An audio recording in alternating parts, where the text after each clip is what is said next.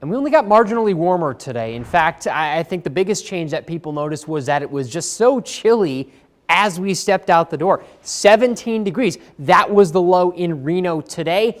And thankfully, we're not going to get anywhere close to that over the next 7 days. But I do want to show you the broad upper level of the atmosphere here from our satellite and radar, because we have this low which is driven by a shortwave, but it's centered right now just over San Francisco. You're seeing some of those clouds filter in over parts of northern Nevada. High and mid-level clouds, that's going to help retain some of that daytime heat that we built up. So it's going to be just enough that, yes, we're sitting at 42 right now. We're not going to see a big 30-degree drop tonight. It is going to be a big drop as we've been seeing over the past few weeks. But out the door for Monday, by about 7:12 in the morning, we're going to be sitting in the mid-20s. So big improvement, a 10-degree improvement. We'll get up to about 32 by 9 a.m. As you're heading home from work, 51 degrees.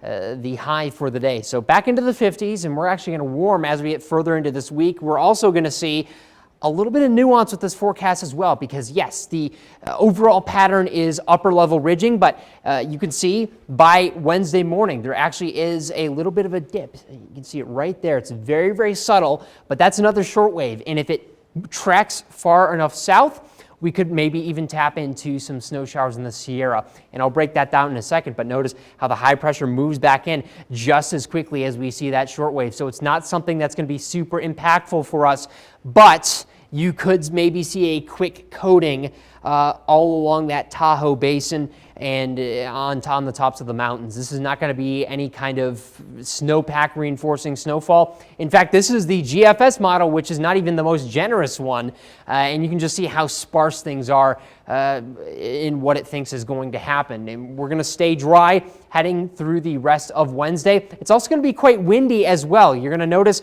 especially on the ridge tops, Monday afternoon, a 20 to 30 mile per hour wind.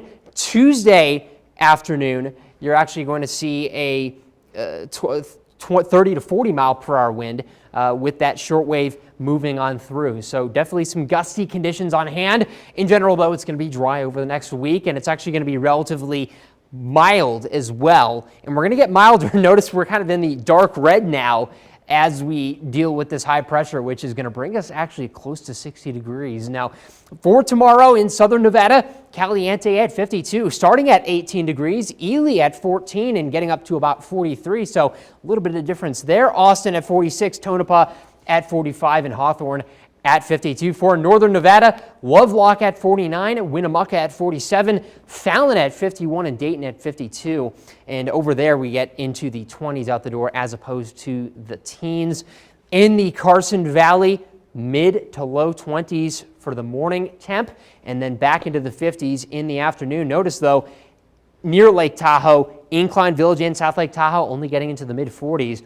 And starting in the mid to upper 20s, something that we'll be dealing with as that high pressure builds back in is the return of the inversion. So something that will lead to higher elevation seeing warmer temperatures, the valleys being a lot colder. The neighborhoods themselves, Sparks, Collin Ranch, Sun Valley in the 50s, mid to upper 20s for those lows. And as we head into the weekend, we'll see highs build close to 60 by Friday and stay there through Saturday. A lot of sunshine at times, not so much on others. Those lows, though, check that out, 33 Saturday morning. So yeah, nice and above freezing for the low, around freezing in general, but some nice improvement. Yeah, I was saying my neighbors were out having a picnic today outside. It's Meanwhile, Snowmageddon off east. Yes, sledding. We could use the snow, but I mentioned this earlier. We've built up this snowpack. Yeah. That'll kind of hold us over until we get that next big storm. Yeah, we'll be watching that. All right, thanks, Jackson.